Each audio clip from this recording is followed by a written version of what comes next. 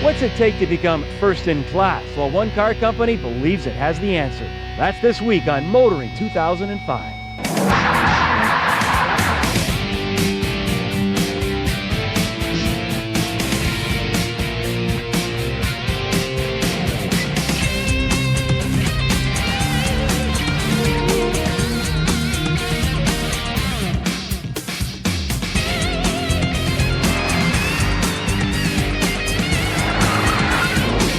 CSN's Motoring 2005 is brought to you by the new Q from Quaker State. Unleash all your horses. And Midas, for mechanics known for their work and their word. Trust the Midas touch. You know, unlike the domestic big three and the Japanese, for years, European car makers were just that. They built cars. That, of course, all changed with the popularity of SUVs, and some went reluctantly. I remember at the Detroit Auto Show, BMW making it quite clear it would never, ever build an SUV. Did I hear X5? And, of course, the real shocker was Porsche and the Cayenne. In fact, today, Porsche sells more trucks than they do cars. But, you know, it was Mercedes that really got it started back in 1998 with the introduction of the M-Class. Now, this is a company that prides itself in building quality product. And you know, although the M-Class was a success in the showroom, it did have some quality issues. In fact, some owners really felt that maybe the company moved too quickly to get into the market. Well, Mercedes has had 7 years to improve the fit and finish and also plan the vehicle that we're going to check out this week, and that is the all-new second-generation M-Class.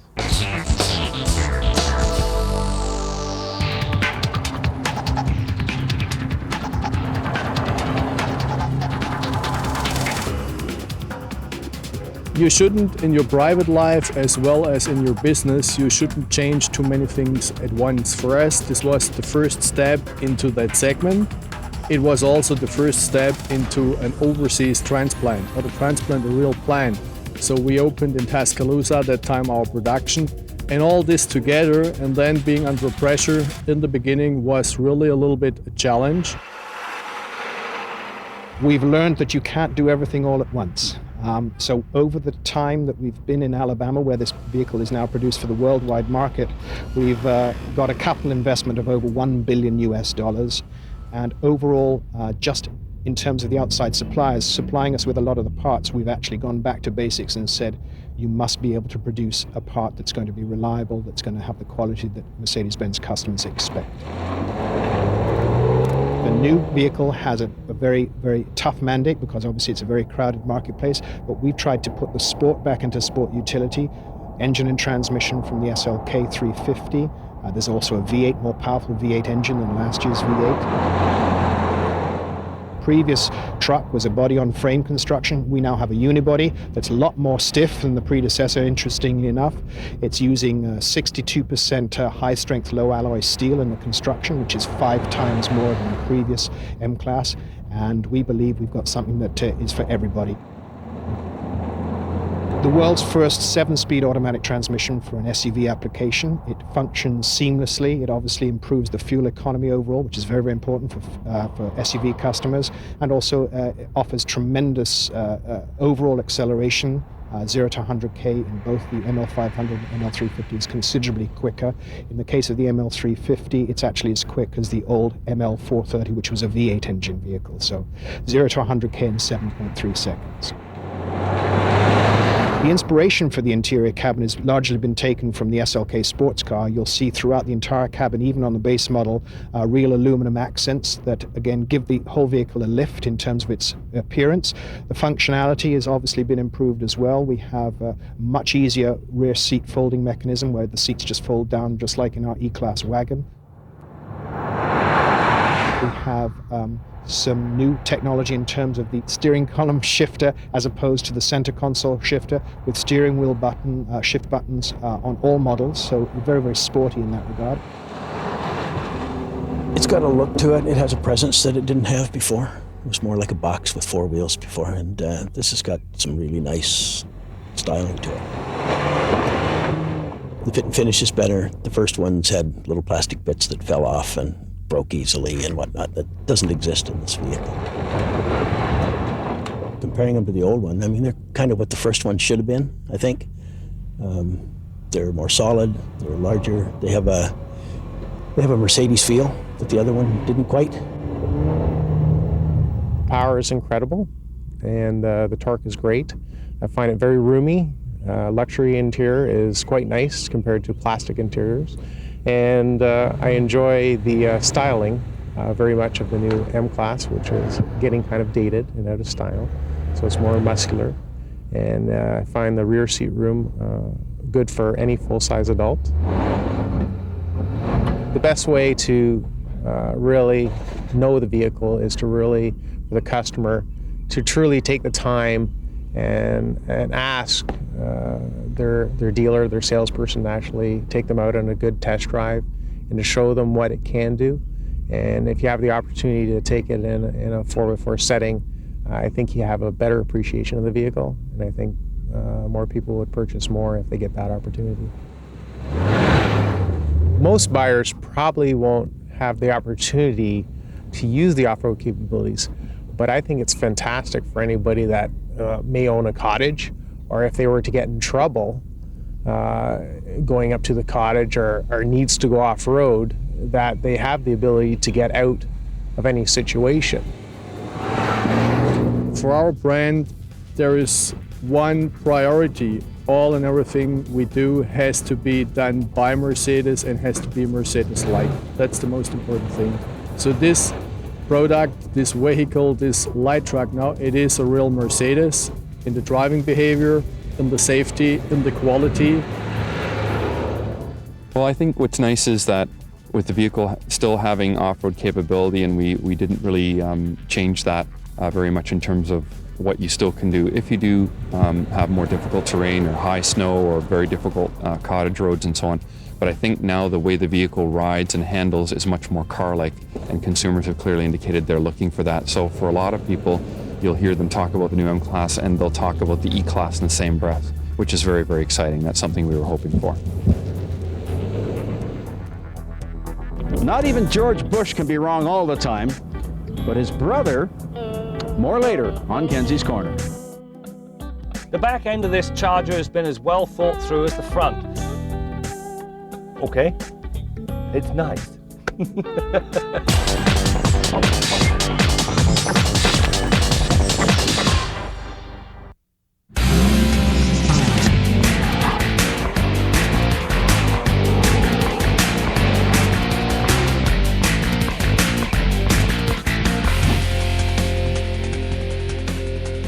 Talk muscle cars, and one name usually surfaces. This week on Test Drive, it's the latest version of the Dodge Charger.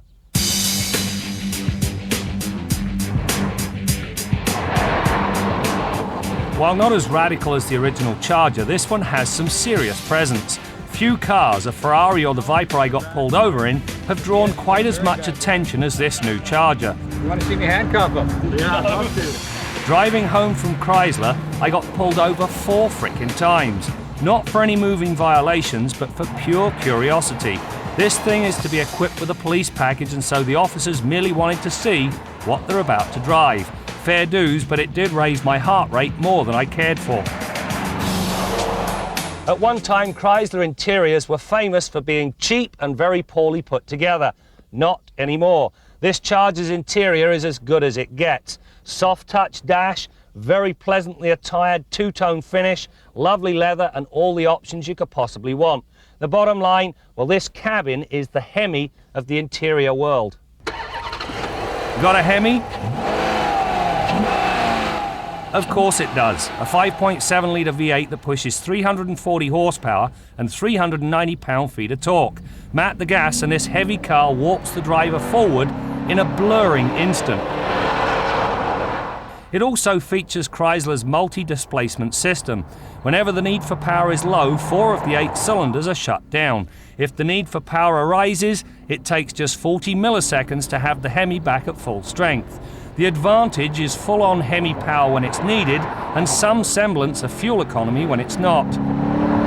This engine is also mated to a 5-speed automatic transmission with auto stick. The latter allows the driver to do the shifting, which makes it easier to set the car up for a corner. The back end of this Charger has been equally well thought through. Ton of legroom, plenty of headroom, and in spite of the unusual shape of the doors, well, it's easy to get back here. You can also add some nice touches. For instance, full DVD system that comes with 2 sets of wireless headphones. Why 2 and not 3? Sit in the middle seat and you'll find out. In terms of handling, the Charger's near-perfect 50-50 weight distribution, firm but comfortable suspension, and large 235/55 R18 tyres bring a surprisingly athletic feel to such a large car. Through the pylons, body roll was virtually nil, understeer benign, and the response to steering input both fast and responsive. Indeed, it has all the right weapons of choice. You know, this new Charger's a wonderful tool through the pylons. Stiff chassis, solid suspension, pointable steering and decent tyres. It makes for a wonderful package. There is, however, a pet peeve, and it comes in the form of an electronic nanny. Now, the electronic stability control program on this car, even though there is an on-off button, never turns off. If you begin to slide, in it steps and rains on your parade. You know, I don't put hot coffee between my legs. I don't yak on my cell phone. I don't need a nanny. I am the driver. In fairness, the ESP does allow some latitude before it becomes a wet blanket, but given the thrust of the car, especially the SRT8 version and its 425 horsepower, 6.1 litre Hemi, it demands a system that can be fully deactivated. I realise that doing this requires the driver to atone for his errors, but without the ability to smoke the tyres away from a stoplight, it makes the car seem rather tame. It's not, but that's the way it feels. Elsewhere, the Charger also earns large discs and a good anti-lock brake system, as well as an all-speed traction control system. When it comes to driving a bargain, this Charger is difficult, if not impossible, to beat. Even when fully loaded, it tops out at about $45,000. Factor in the 340 horsepower and there isn't a better deal in town.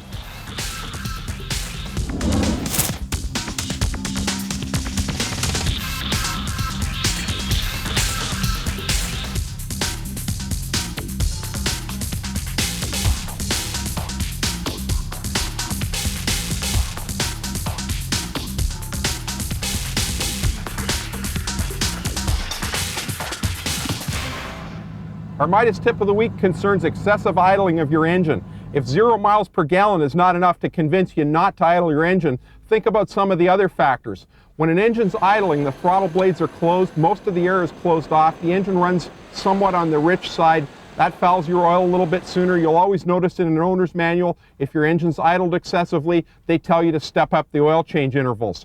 Also, there's a lot of municipalities bringing laws on the books to prevent you from idling excessively, but we know they're going to be hard to enforce, so how about some common sense prevailing?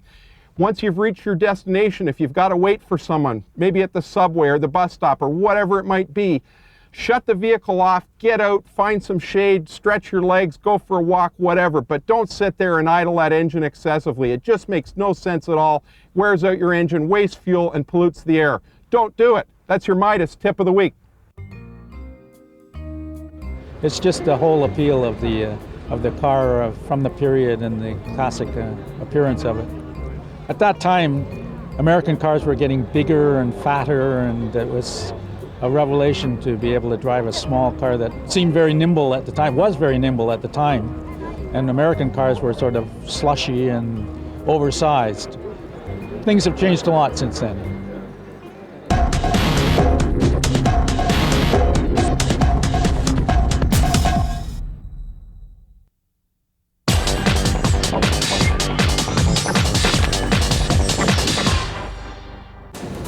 Here it is, making its world debut here today, the Range Rover Sport. We've just come out here with the new Range Rover Sport, and this is a vehicle that's a much more performance-oriented car, driver focus. It's got a much more cockpit feel inside, goes very fast, high performance, because it's going up against some other good performance SUVs, but it does it in a different way. It does it in a very refined, supple way, which makes it much more comfortable, less edgy to drive. You don't lose any performance, but you get much more comfort. And at the end of the day, it does it as a true Land Rover, so it's the best off-road vehicle in its segment as well. The supercharged version here has got a 400 brake horsepower V8 engine in it. It's got a 6-speed automatic ZF transmission, which is outstandingly smooth and refined. It's got Brembo brakes on it. It's a 5-seater. This is just a car that's going to take you where you need to go in great comfort, quick, and then you can have fun with it when you get there too. This is for a very different buyer from the traditional Land Rover buyer. We're going after a much more entrepreneurial spirited buyer here, still with a great sense of adventure that all Land Rover buyers have, but someone who's very ambitious, very successful in what they do, but want to be even more successful, and they want to be noticed as well. They want people to look at them, and boy will they look at them in this car. You know, we all like to think we're a good driver, but come on, let's be honest. Don't we all dread that situation? We're parked on a steep hill, waiting for the light to change. There's a car right behind us on our bumper. We're driving a standard, and we're dreading going from the brake to the accelerator, and of course, rolling back. Well, you know, it can also happen in an automatic, unless you're driving the new Mercedes M-Class. Because the new Mercedes has a start-off assist. Now, if the slope is steep enough, a special sensor allows the system to hold the brake pressure when the driver switches from brake to gas. Now, speaking of Mercedes, along with the M-Class, Mercedes has just introduced the B-Class, and we'll be checking that out next week. Okay, let's now head to the Quaker State Garage and join Bill Gardiner.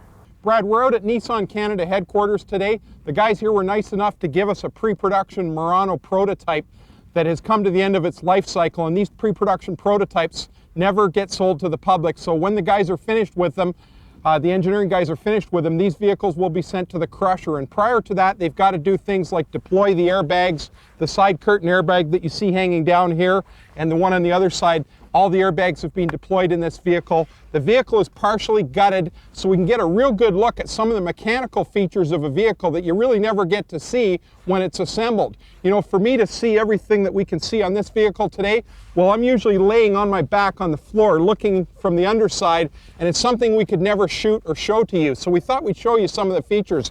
Now, on the side of the driver's seat on this vehicle, we've got a power seat. The seat still works, by the way.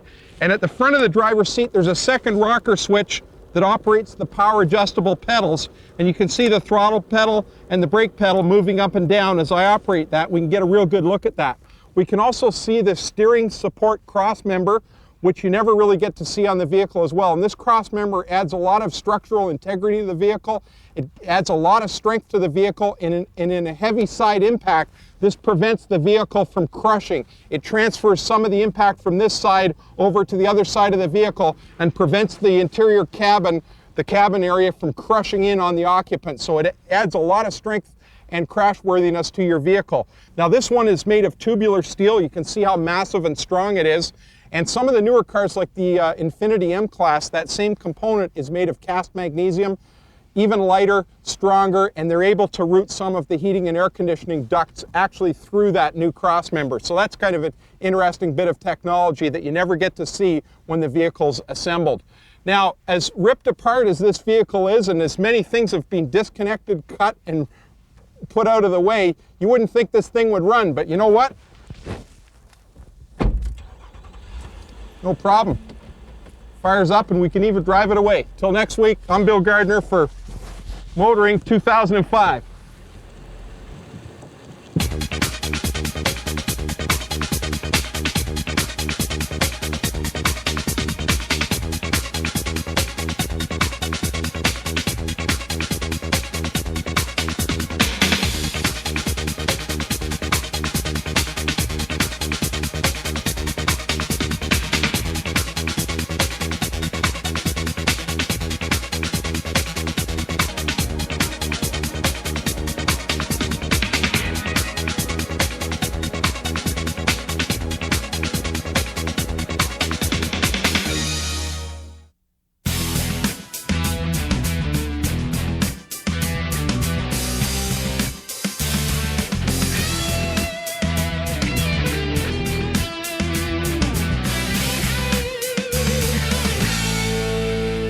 Small L liberals, which is most Canadians, look down at their friends in the United States with a mixture of horror and bemusement at the antics of President George Bush. But at least from a driving perspective, he's been kind of neutral. I mean, he has encouraged the use of hydrogen as a fuel, which we think is a good thing.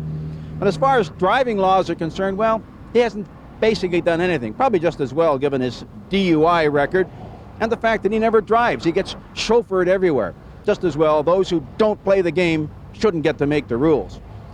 But his little brother, Jeb, who of course made him president in the first place, he's passing time as the governor of Florida until he takes over the family business in 2008. Well, he recently vetoed a law that had been passed by the legislature, the representatives of the people, which would have forced all drivers to stay in the right lane unless they were passing. Now, he vetoed this law. He went to all that trouble to veto it. Why? Because he said that would force those law-abiding citizens who are obeying the speed limit to get out of the way of those speeders. Well, Jeb, maybe you haven't been doing a lot of driving in your own state, but not many people in your state are driving at the speed limit. They're usually driving 20 miles an hour under the speed limit in their town cars, cruising along, peering underneath the steering wheel, thinking that the power from the car comes from the dotted line that separates the lanes because they're straddling two of them. And of course, the left turn signal's been on since the Georgia state line. George, Jeb, we've got to get those people to move to the right. The most important feature of safe driving in Europe, lane discipline. We don't have it in North America. Now, in Ontario, we do have a law that forces people to drive on the right. We don't enforce it often enough, but at least the law is there. By telling people they don't have to worry about it, you're basically saying, free for all, do whatever you want, forget about the fact that you're creating danger.